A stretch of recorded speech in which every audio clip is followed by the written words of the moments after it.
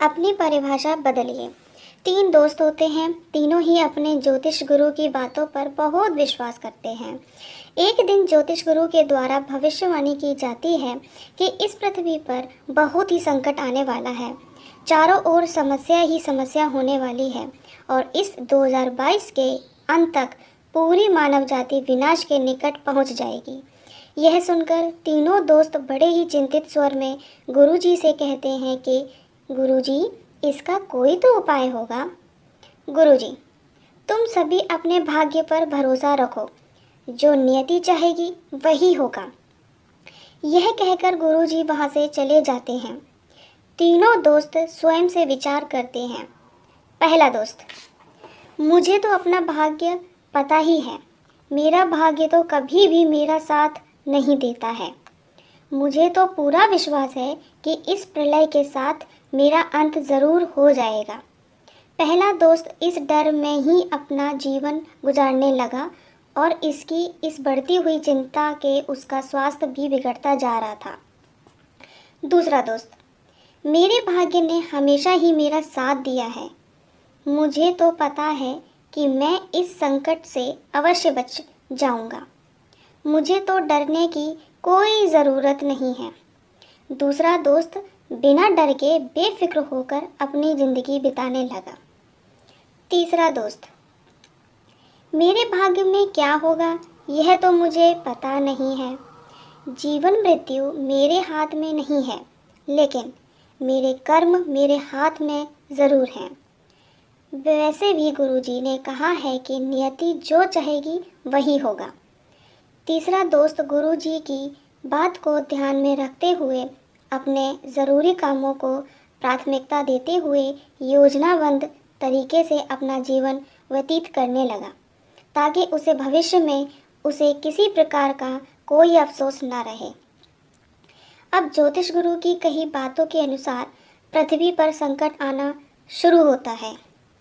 मानव जीवन बहुत अधिक प्रभावित होता है और इस प्रभाव में तीनों ही दोस्त मृत्यु को प्राप्त होते हैं। अब राजा शेर सभी जानवर रूपी प्रजा से पूछता है कि आप सभी एक एक करके ये बताइए कि आपके अनुसार भाग्य मतलब क्या है। आप सभी के अनुसार किस दोस्त का फैसला उचित था। इन दोस्त में से कौन सफल हुआ। ये सुनकर तोता सिंह तुरंत बोल पड़े कि भाग्य का परिणाम तो पहले दोस्त के अनुसार ही हुआ। मेरे विचार में तो पहले दोस्त का फैसला उचित रहा और वही सफल हुआ। दूसरी तरफ से हिरण कुमार की आवाज़ आती है कि चाहे भाग्य ने कुछ भी फैसला रहा हो, लेकिन दूसरे दोस्त का सकारात्मक नज़रिया सही था। वह इसी बात पर अडिग था कि उसे कुछ नहीं होगा, जिसके कारण वह चिंता मुक्त रहा। तभी एक आवाज़ भालू बाबा की आती है। वो कहते हैं कि मेरे अनुसार तीसरा दोस्त का ही फैसला बिल्कुल सही था। उसने कर्म को ही प्रथम प्राधान्यता दी। उसने न तो नकारात्मक नज़रिए को अपनाया, जिसके कारण उसने अपना समय भी नष्ट नहीं किया। उसने न तो केवल सकारात्मक नज़रिए को पकड़ के रखा, जिससे कि वो लापरवाह भी नहीं हुआ है। उसने केवल अपना किरदार निभाया। तीसरे दोस्त ने नियति के कर्म को नियति पर छोड़ दिया और अपने कर्म को स्वयं पर, ताकि उसे अपनी ज़िंदगी का कम से कम अफसोस रहे। इतने पर भी सभी जानवर अपनी अलग अलग राय दे रहे थे। कुछ के लिए पहला दोस्त सही था, तो कुछ के लिए दूसरा, तो कुछ के लिए तीसरा। सभी जानवरों का शोर चारों ओर सुनाई देने लगता है।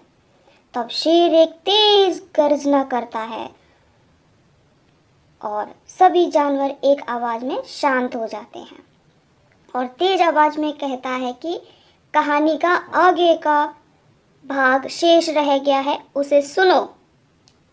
तीनों दोस्त मरने के बाद यमराज के पास पहुंचते हैं और यमराज से कहते हैं कि यमराज जी, हमें बताइए कि हम में से किसका निर्णय उचित था।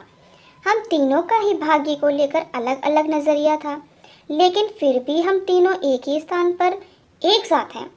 पहले ने कहा कि अनुमान तो मेरा ही सही निकला, दूसरे ने कहा कि नकारात्मक नज़रिए के साथ जीना भी कोई जीवन है, तीसरे ने कहा कि हमें सकारात्मक और नकारात्मक दोनों पहलुओं पर ध्यान देकर ही कार्य करना चाहिए। तब यमराज बोले, तुम तीनों ही शांत हो जाइए। तुम तीनों में से कोई भी गलत नहीं है। तुम तीनों ने अपने अनुसार भाग्य की अलग अलग परिभाषा बना रखी थी। तुम तीनों ही अपने स्थान पर सही हो और तुम्हारी सफलता तुम्हारा अपना नज़रिया है।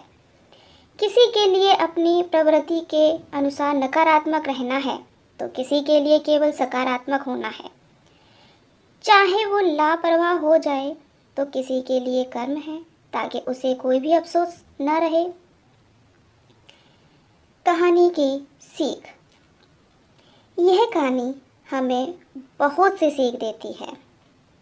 नंबर 1, तीनों दोस्तों की भाग्य की परिभाषा अलग थी और वह उस परिभाषा के अनुसार ही एक्ट कर रहे थे।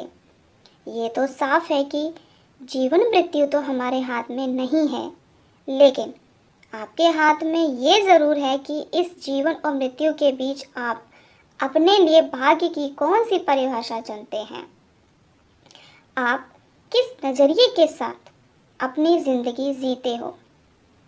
नंबर 2, जब हमसे कोई किसी वस्तु के बारे में बात करता है तो हमारे मत उनके लिए एक जैसे होते हैं।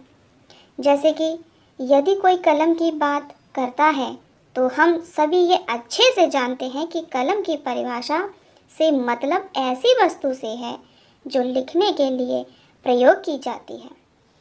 लेकिन जब हम बात करते हैं भाग्य की तो यहाँ हर कोई अपने अनुभव के अनुसार इसकी अलग ही परिभाषा देता है। यहाँ परिभाषा के चुनाव करने की बात केवल भाग्य के संदर्भ में ही नहीं है, बल्कि यह चुनाव हर उस बात से जो आपको जीवन में आगे बढ़ने से रोक रही है। यदि इस जीवन में ऐसा कुछ भी है जो आपको आगे बढ़ने से रोक रहा है, वह है आपके लिए अपने द्वारा बनाई गई परिभाषाएं।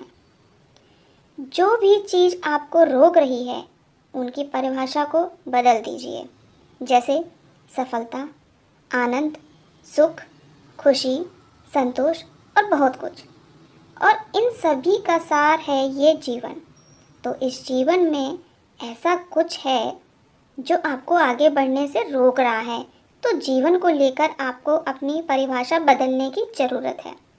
नंबर 3, आपको यह जो समय मिला है यही सबसे उचित समय है जीवन में कुछ बड़ा करने के लिए, अपने गोल्स तक पहुंचने के लिए।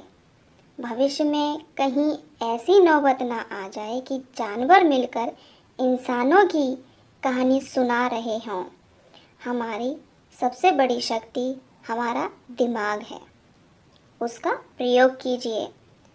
तो दोस्तों, क्या इस कहानी में आपको कोई और सीख भी नज़र आ रही है?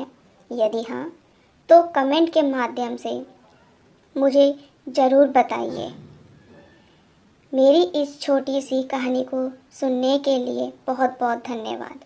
अगर आपको ये कहानी अच्छी लगी तो मेरे चैनल को लाइक, सब्सक्राइब और शेयर ज़रूर कीजिएगा।